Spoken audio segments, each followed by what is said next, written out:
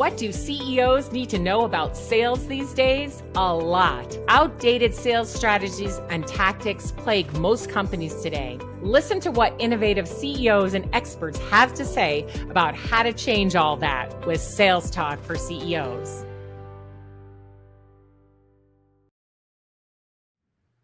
Welcome to Sales Talk for CEOs. Today, I have a guest that was introduced by another friend of mine who was a guest, and he's in the QA business as well. In fact, 20 years in QA. And he was just talking with one of his friends, a colleague from school. They'd both been in the industry for 20 years or more. And they would always talk over beers about the industry and the things that were hard and costing a lot of money. And they were trying to fix these things at their own companies, but kept getting resistance. And after enough beers, I think they both were just crazy enough to say, I think we better launch our own company and fix these problems.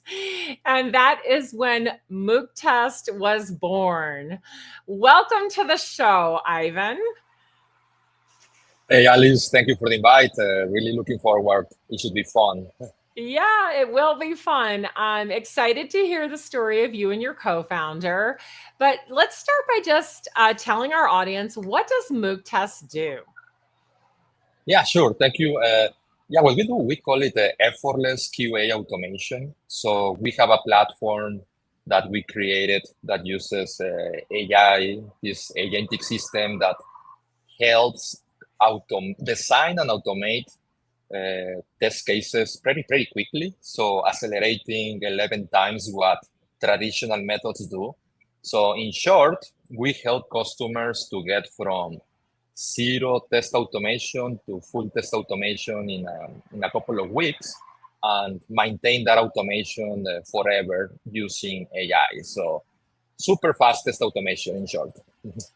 Yeah, and I think that's so important when we can cut time out of that process, right? Because it can really hold up projects, right? We're trying to launch something and then the timeline keeps slipping, right? This is so common in any kind of software development. So amazing. All right, so you decided to build a software to do this, but let's go back in time now and rewind to where you were working at Dell for like 7 or 8 years before you started this. And before that, you were doing a lot of work in QA as well.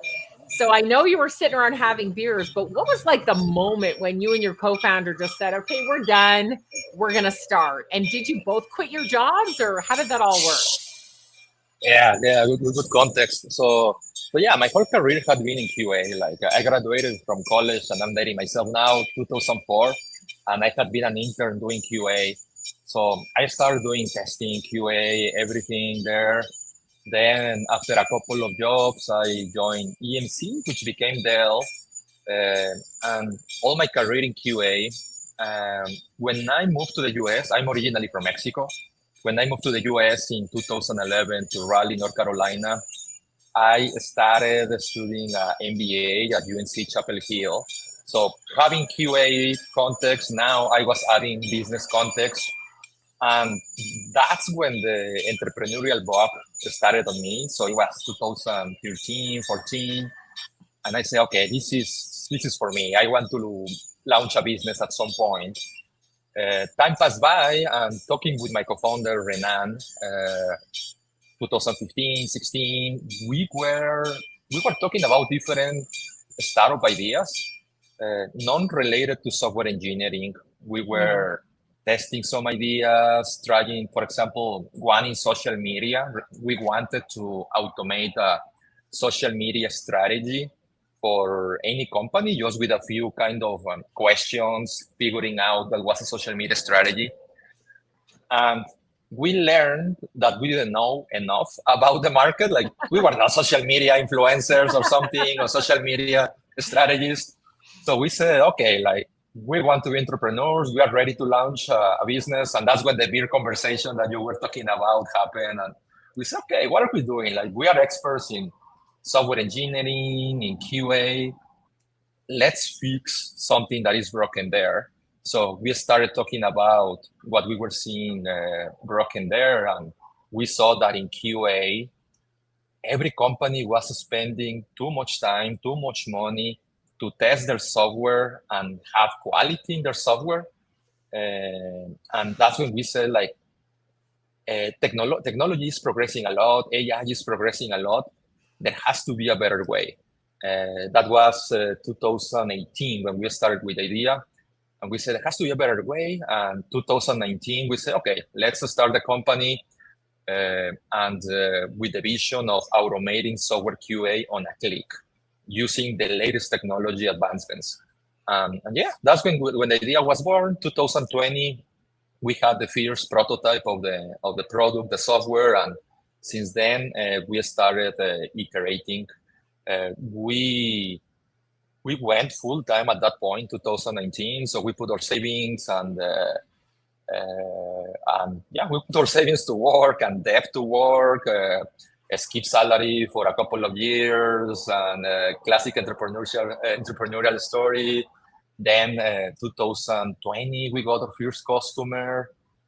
We got into Techstars Accelerator, which is one of the top accelerators in the world. That helped us got funding and so on. That just kept iterating till now. So that's short story. Yeah. So, I mean, all right, you both were working, but there was a point where you said, okay, we've got enough savings. Now, your spouses were like totally okay with this, right? Well, we're just going to quit our jobs and start a company.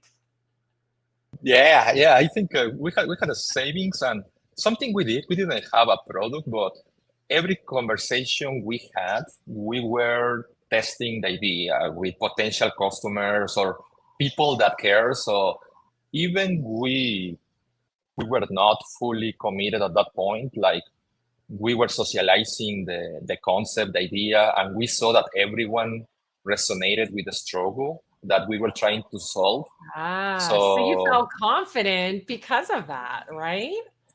Correct. That's what happened there. So there was some de-risking there somehow. Still, I mean, startups are risk all the time. Right. So, well, yeah, we were able to de-risk it a little bit. And our spouses, I wasn't married yet. I was with my fiance, and now we are married. But she supported totally. Renan's wife also, she supported him totally. And we just went for it. I love it. And so great that you got into Techstars. That means you had a really good idea and an unusual idea, right? I mean, Techstars is pretty hard to get into. Tell us a little bit about how that happened. Yeah, and actually something I have to mention too is before Techstars in 2019, we got into Boston Mass Challenge, which is another of the top accelerators.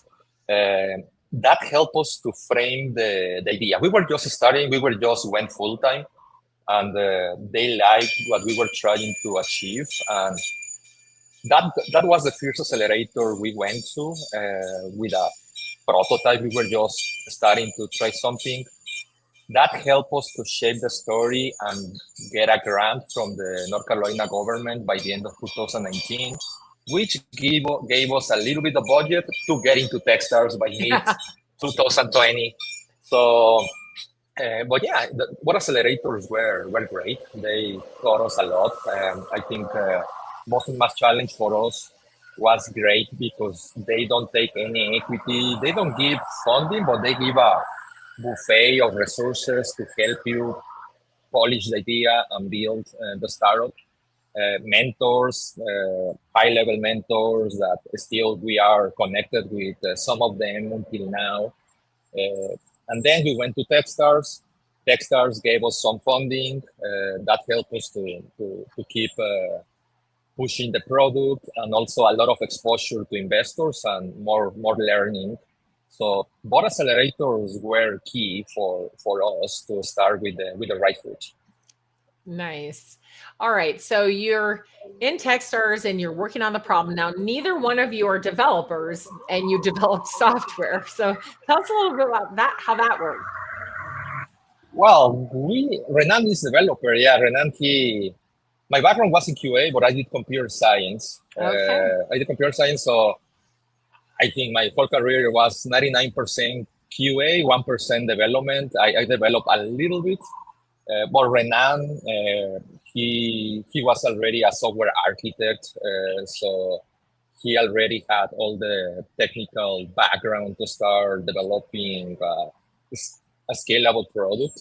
So actually, we haven't had to, since the first version, we haven't had to rebuild or refactor a lot of the product, which usually happens when you're in a startup. Like you start with a simple version, then you have to redo it basically. I think Renan has been great in that sense that we haven't had to refactor too much of the architecture. So yeah, we had software development background, so that helped. What we didn't have was a startup background, you could say. I had gone to business school for my MBA, but MBA knowledge is different than startup Yes, business right. knowledge. So that has been a journey, a learning journey, adapting that knowledge. The MBA knowledge was a good base to learn what a startup business knowledge means, but it was just a base. The startups move at a totally different speed with different factors than an established business. So so yeah, that's kind of a little bit of the Yes. background there. So the accelerators helped you with that startup knowledge and all the mentors and everything, which was great. And it sounds like you were able to conceive of this idea and actually even build it, because you both had a little background with developing and your co-founder had a little bit more. You got it built, which is great. All right, but then you got to sell it. Now you mentioned, somewhere like to 2020, you got your first customer. So let's talk about that. How did you get your first customer? And then how did you start to really grow the sales? And who was doing the selling? Oh yeah, that's a good story. And so in say, I, the only sales background I had is my family back in Mexico. They have grocery stores, another kind of entrepreneurship. So I was a cashier and I was in the business and helping with the numbers sometimes. So that was the wholesaling experience I have. In business school, I took a sales class only, but it was enterprise sales, like nothing to do with startup sales. So when we had the first version of the product in 2020, the first sale came through network. Uh, one person that she knew what we were working on. She was doing testing for a company. Uh, she recommended that we talk to her boss and about using our tool for test automation. And yeah, the boss liked it, and they were our first customer. We were so happy. Even they were paying $299 per month. At that point, we were doing a bottoms up, more product led growth motion, bottoms up. And but we were so happy because that was the first money that a customer paid. It was kind of validation that we were onto something, and we felt really entrepreneurs at that time because that was the first money in the bank from customers. Uh, and yeah, that was the first sale. Both of us were selling. We both are technical, but we both can sell. So since then, we just started trying to get more sales, different ways, connecting through the network, who was having the needs, also who was open to talk. And at some point, we started working with a company that was doing outbound, massive outbound. And, and yeah, that's how we started having our first couple of sales. The beginning was slow. And that's when at some point we pivoted the business model to start selling more tops down. Late 2022, early 2023, it will be almost 2 years that instead of selling software for QAs, we started selling a solution for the CTOs and VPs of engineering, and we changed the motion tops down, so the sales type changed completely too. So happy to go deeper in anything that sounds Yeah. interesting there. So, and that's important. We're going to talk about that switch in a minute because it is different, right? In the beginning, where the two of you were selling, what were some of the methods you used? You mentioned you used your network, and I think this is really key for every CEO out there, especially early stage. You've got to leverage that network. And so when you're starting, you've got to build, a network of people, build a council or a board, people who can open doors for you, right? And then you have to use that. So in the early days, you said you tried a number of things. And what else? So you use your network successfully. And what other kinds of things did the two of you do to get the sales rolling? Yeah, network. So it was expanding the network. We were going to every startup event in our cities, connecting with everyone.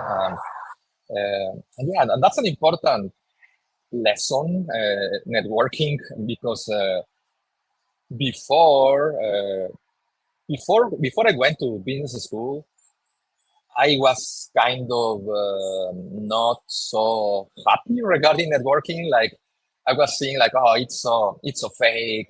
You just go to events and have to talk and small talk. But no, like, I changed totally my mindset after that. Like networking is key, and networking with anyone. Try to give value. Try to have conversations with anyone, help them achieve something they want to achieve. Not just network with potential customers, just network and give value in your network. And when the time is right, it will come back and help you. So, and that's what happened. Like we had just starting to generate some network, talking to people, trying to help them, other startups, trying to give them feedback, talking to founders. And as the business progressed, the network was reaching to us when they knew they needed testing, and that just generated a loop. So I would say like almost for any business, the network, local or virtual, that can take you long way to start the business. And then the next step is starting putting together a formal go-to-market and sales motion. So, so yeah, in short, what we were doing is expanding the network in any way we could, going to events, helping people, being mentors, being mentorees, being mentees, anything we could to expand the network and keep socializing the idea of what we were doing. And then that came back with the initial results. Wow. I love that you guys really did the networking. I recommend it, but so many people were like you. They're so tentative at first, right? And they don't want to do it. But I love that you learned that it was crucial and that you did it by helping others and not expecting anything in return. But it's so true that once, people in general know about you, they hear other people saying, "Oh, we're having trouble with our QA." And then, "Oh, I know someone who can help you," right? And then all of a sudden, the referrals just start flooding in, which is great. But that's not always going to be enough to scale your business. So, with the two of you trying to do all the selling plus run the company, at what point did you say, "All right, listen, in order to really grow, we got to get out of being the main sellers and we've got to hire a team that can do this"? How did you decide? And then what did you do? And how did you find your sellers? Yeah, that's right. I think the network and local network can take you to some point, but then it's a scale. So it might have been 2021 after we had a couple of customers that we said, okay, let's do something else. We started investing in marketing, starting generating some content in our webpage, social media, and but we knew also that marketing is a midterm game. So we knew, okay, like that will bring the customers of the future. That won't bring the customers of today because usually the good marketing compounds and it will bring customers as it compounds. So the other thing we did is we started aggressive outbound campaigns. So mass email campaigns targeted to potential customers. We tried different things. We tried massive campaigns, trying to catch someone with the need.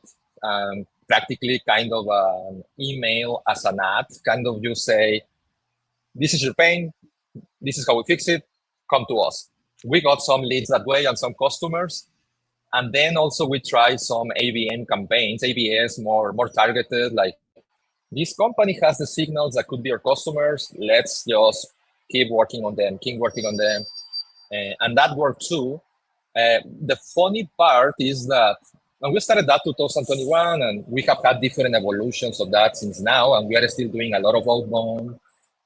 Now we have a better system, but that started there, and we have been evolving.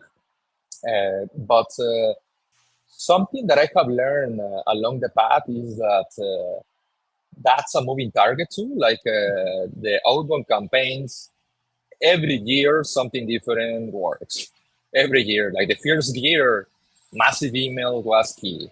Second year, maybe more ABM email with some LinkedIn. Third year, you have to call. Forget about everything else. So outbound has been key for us, but the strategy has been, or the tactics have been evolving and changing depending on the environment. Yeah. Oh my gosh. So important that you pointed that out, Ivan, because I think one of the things that I see that damages companies the most is CEOs sticking with one method that used to work, but it doesn't work anymore, right? So they're saying to their teams, well, that was, we got all these results back, in 2020. Yeah, well, it's a short time, but it's changed. And you're right. Every year, it's like way back, in the day, you could cold call and people always picked up their phone, and they didn't have the internet and they had no other way to learn about us. And so we had to talk with them, and they were happy to talk with us, right? And then of course that changed, and then email was really good for a while, and then it wasn't. And then you needed a combination of email and LinkedIn and calling to reach people. And then that was really working for a while, right? And then it changed again, right? And so I think it's so important that you have been agile in your marketing approach, right? And in your sales approach, because we know that the two combined together, right, keep things flowing. We need some things now and we need some things later. And if we don't keep on both, we're going to have a problem, right? So interesting. So right now, what are you find is working the best to generate leads? Yeah, and right now it's this last year. Now it's last year since 3 days ago, right? So last year we started having a good mix of inbound and outbound leads. So outbound is still great for us, cold calling, but we are doing a mix of cold calling, email, and LinkedIn. But cold calling brings the most leads. You asked a little bit about how we evolved from founder-led sales to team. So last year also, we hired our first two account executives and one senior SDR, and they are doing a lot of this outbound. And also we are working on inbound with some paid ads and a lot of investment in thought leadership and SEO. So that's what is working now. Now it's a mix, because we know that one thing will bring great results for a short amount of time. So we have different channels in motion, and we observe how they are behaving, and we just invest more time and resources on what is working and switch as we need or balance as we need. So right now we have a team, and what is working is a mix of strategies and channels that we are using. Still pretty digital. We are not doing conferences or something like that. but it's a digital mix of SEO, thought leadership, some paid ads, and in Outbound, a mix of massive outreach and with a 20% in ABS of selected target accounts that we know will become customers at some point. So it's a mix. Yeah. Yeah, that balance is so crucial. And I love that you're doing so many different things, but very specifically, and you're watching to see what gives you results today, and then moving the time, effort, and money to the one that's working best. If you have all your eggs in one basket, like mass email, right, it's not going to work. And I think that I love you saying you're doing some mass email, but you also have some, account-based strategies going on, and that's very specific, right? I also think it's important for everyone listening to note the balance between inbound and outbound. Too many companies are relying too heavily on outbound today, and it's just really hurting them because they cannot get enough leads purely from the outbound. So tell us a little bit about your balance, what percent is coming from inbound and outbound, and how are you driving that inbound? Yeah. Last year, actually, we got to a 50-50 split. So that was one of the goals of last year, and we were able to do that. And Remarkable. inbound, Remarkable. yeah, Congratulations. like, thank you, thank you. Yeah, 2 years ago, we were 90% outbound, 10% inbound. 2023, 2024, we were able to have a nice split, balanced 50-50. And in inbound, it's a mix. It's a mix. I'm a big believer on thought leadership and organic inbound. I was not a believer of ads, but our CMO little by little has convinced me of that. Although we are always conscious about managing the ROI of those investments because ads can become expensive. Uh, but if the ROI at a nice CAC payback is there, it's an investment. So I was dubious of ads. Little by little, I have come more to it's a nice add to that mix. If you know how to do it and you don't break the bank and you do it in a conscious way. So in short, for inbound, yeah, and I think 50% is organic, 50% paid ads right now for us in inbound. Yeah. Mhm. Remarkable. Again, I think that you've been brave enough to try some things that cost money, right? But then you're Mhm. watching it. It's like, oh, wow, that's a big spend and we're not getting that much from it. Let's move it around again. Because I just think it's crucial. And this is why I say the CEO has a role in sales, and they will always have a role in sales, but it changes as the company matures. And really, when I say sales, I mean go to market, your whole sales marketing and customer success strategy, right? Even though you have a CMO, you're looking over this with that person and talking about it and making sense of it and making decisions together, because you and your co-founder, you're the strategist of your company, right? And you want things to make sense. And I love that you're so involved in that without micromanaging it. It's like, okay, let's do some ads, but I want to know these things. What kind of ROI are we getting? And let's Mhm. talk about it, not just leave it run and see, what happens. Like, let's get some data here. So I think that's phenomenal. I know that many CEOs out there would wish for 50% inbound, and I know they don't have it.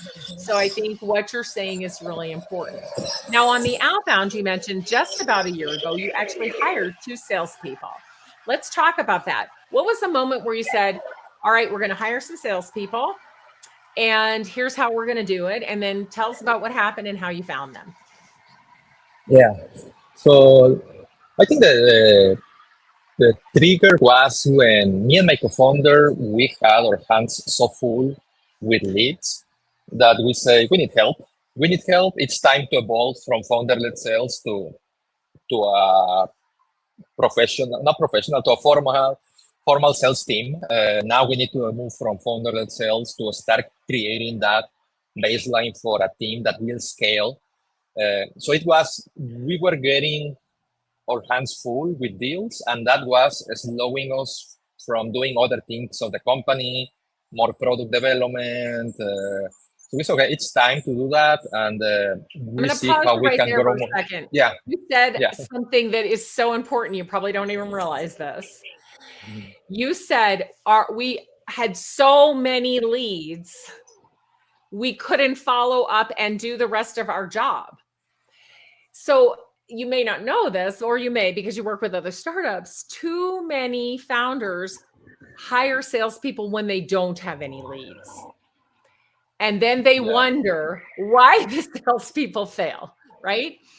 Even more mature companies, they hire more salespeople before they have enough leads. And then they wonder why these salespeople are sitting there not producing, right? It is so, so important that you have that lead flow before you say, okay, here you go, right? Because what are they going to do? What are you expecting these salespeople to do? Yes, they're going to soon, once they're up and running, be able to generate some of their own leads too, but not in the very beginning. And so I love that you said we had so many leads, our hands were full. Great time to hire salespeople, right? But then you can't just like, okay, hire a few salespeople. Here you go. There's a process, right? That you have to transition everything. You can't just let go of it and be done with it. So let's talk about that. So you had all these leads. We're going to hire some salespeople. What happened next? That's a great point. Thank you for pointing that out, because it is critical for the founders to sell. It is critical. Even my co-founder, he's the CTO, and he sells. He can sell, and for two reasons. One is, if you get rejected, if they don't buy your product, you can learn why, and you can iterate on that. And the second one, which is high, with the same level of importance, is you learn what and how to sell, which then will permeate the whole strategy, product strategy, marketing strategy. You are building the sales process so then someone can replicate. If you hire someone that doesn't know your product, doesn't know your solution that well, doesn't know the problem, doesn't have the passion of the founder, which is also adds 20% more closing rate, maybe the passion of the founder. So if you have someone and you want them to sell for you from zero, it's almost a recipe for catastrophe. Founders need to sell always the first dozen of customers, I would say, so you can learn. And then when you hire, you can know what to hire for and what that onboarding looks like, and take it from there. Yeah. Mm-hmm. Absolutely. If you've done it, you know what needs to be done. And also in the early days, like you said, the leaders of the company need that feedback so they can continue to make changes so they can continue to sell. But once you're pretty settled into that, right? And you have enough leads and you can hire the type of salespeople you need because you were doing it yourself. So how did you find the salespeople? And then tell us a little bit about how you onboarded and trained them. So first, we try to find them on our own. We were not lucky. We were not lucky because I think neither my co-founder or I, not lucky. I think that was not the right process, because neither my co-founder or I had the sales leadership experience. Like, we were learning to sell, we were learning on the job. So we didn't know how to interview and select the right sales Right. candidates. Right. So then we brought a fractional head of sales with enough sales experience with the startups. That's important too. And he pointed us in the right direction of what things were important. For example, for us, it was key for the AEs to know about our industry, because the learning curve is huge. It's a technical industry. If we were hiring rockstar, great salespeople, but with no industry knowledge, the learning curve was going to be too steep. So we learned what was important, and we tried to get candidates on our own, and we got a couple of good candidates.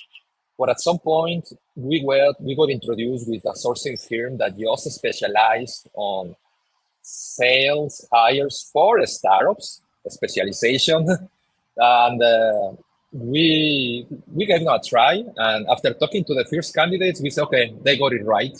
They are bringing the right candidates. We will find the right hires with this company, and we just committed the process with them, and it has been great. The first two AEs came through them, and they have been great. So it was a learning process too. Yeah. But the important thing is that you did get help. I mean, I always say to people, listen, I'm not an attorney. I don't litigate law, right? And I'm not a dentist. I don't pull my own teeth, right? I need a specialist, right?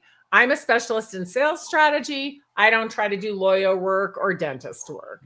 And I think sometimes when we're business owners, we will try to do everything ourselves and it gets us into trouble, right? But I love that you said, yeah, we realized we learned how to sell, but we hadn't learned how to be a sales manager yet. And one of the big jobs of a sales manager is to hire salespeople, and that's a skill set. And it takes a long time to build that skill set. So hiring a fractional was a great move. And then, yes, sourcing candidates is not easy. At first, you have to know what you need, which you figured out because your fractional helped you figure out exactly what you needed. And you knew you needed some specialty in your industry because that would be too long of a learning curve if you didn't, right? I love that. And then you went to somebody who not just hires people, but specializes in hiring sales talent. And these things are so important. And they're things that I tell the CEOs that I work with all the time, right? Get a specialist to help you with sales because people who hire admin assistants don't know how to hire sellers. It's not the same, right? Yeah. And even Yeah. just like you mentioned earlier, it's not the same to sell bottom up as it is to sell top down. Again, different kind of seller is needed. So yeah, we're always learning. This is the fun thing about being an entrepreneur, right? We're always learning these things. And I think the advice that you gave that I'm going to repeat is get some help, right? Find the right people to help you. All right. So you were lucky you got this help and they helped you find some great salespeople. You now have two sellers that are working in your company doing outbound. Do they also take the inbound leads as well, or do you have another group that does that? Yeah, we have two AEs and they bring some part of the pipeline. Also, we have a senior SDR and he brings a lot of the pipeline too. And we have the inbound flow. We distribute it evenly. I still an AE too, like because I still want to be connected to the sales process and I keep learning. So we have practically even split 30%, 33% each. And we take them almost as a round robin. If it is outbound or inbound, we don't care. Like we are just splitting the deals, and everyone takes the opportunities in an even way. The three of us, yeah. That's great. Now, you mentioned moving from bottom up strategy to top down. Are you still doing both, or tell us a little bit about that? We're still doing top down. Actually at some point we stop bottoms up. We say, okay, let's focus top down. Let's master that process and that because it's a different sales motion as you mentioned. So we like more the top down because we find the right positioning and messaging for the engineering leaders. And that was resonating. And at the end, they were the decision makers. So it was an less friction path to sell versus bottoms up that we needed to sell to engineers and they needed to convince their bosses. Yeah. So that was more difficult. And So takes we are longer still too, right? It takes lengthens longer. the sales cycle. Totally. So yeah, we're still committed tops down, but we don't take out of the table doing bottoms up at some point again as a channel. Yeah. So for the tops down approach, how did you retrain the salespeople? Yeah, so when they joined, we were already doing tops down. So the training Okay. they took was already there, but I, me and my co-founder were made a change. We retrain ourselves, you could say, and basically what we had to say, we had to do is, which I mean, we dropped the whole sales pitch totally, like totally, and we rebuild it for the with the new buyer in mindset. The messaging was different, the positioning was different, the pain we were solving, or at least the way we talk about the pain, was different too. So practically we had to drop the whole sales process and sales deck and materials and rebuild it from zero. Even we were selling the same, rebuilding from zero, because the whole positioning, messaging, how to talk about the problem and the solution was different. Yeah. Yeah, yeah. It's a lot of work. That's a lot of work. So I applaud you for doing that. Oh my gosh, I just realized we're getting to the end of our time, and I've really enjoyed hearing your story. Before we move on to the rapid fire questions, I just want to ask you what's next. What are you looking at? Are you going to add some more salespeople? Where do you intend to grow? New markets? Tell us a little bit about where you're going. Yeah, last year was good. This year we want to have a better, we said last year was good. We want to have a great year. So this year we want to continue growing. We have good growth last year. We want to double that. We will grow the team. So now we still have a fractional head of sales. Now we will need to hire a full-time VP of sales or head of sales. That's part of the team. We will continue hiring a couple of more AEs and SDRs to grow that motion too. That regarding sales, marketing the same. We need to keep growing marketing. And at the end, the vision of the year is to grow and improve both things, the business and the product too. Like we are a product company, so we don't take an eye out of the product too. So 50% focus on growing the company, 50% focus on keep improving the product to achieve that outcome we want for customers, which is having software queue automation on one click. So keep working in that direction. That's the plan for the year. Well, that is exciting, and I'm going to enjoy watching you do that this year. All right. So before we part ways, we're going to do our rapid fire questions now. And the first question is, what's a book that you think every CEO should read? Demand Side Sales from Bob Moesta. That's a great book. I like it a lot. I like the jobs to be done framework, and that book applies the jobs to be done framework to sales. So it has been super helpful for us, especially in making that transition from bottoms up to tops down. So Demand Side Sales, Bob Moesta. Oh, thank you. That's great. I haven't read that, so I'm putting that on my list right now. All right, next question. What podcast do you listen to that makes you think differently? It might not be a business podcast, just something you listen to that really helps you think differently. I like the Farnham Street podcast. Sometimes it's business, sometimes it's psychology, sometimes it's learning to learn. Farnham Street podcast, that one is one that I listen pretty commonly. Yeah. All right, very good. All right, last question. What does every CEO need to know to win in this marketplace? Always talk to customers, always sell to customers, always, if you lose a customer, always talk to them to see why you lose them. So never lose contact with customers, good customers and bad customers or lost customers. With everyone, always be talking to them.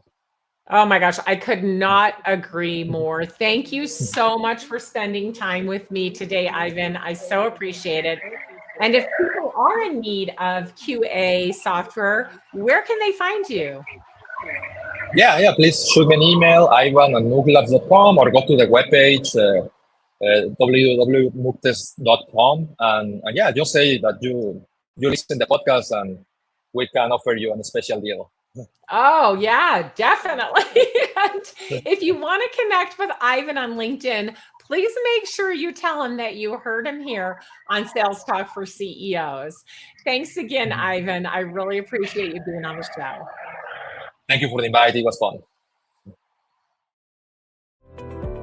If you enjoyed the show, please like and subscribe, and we'll see you next week.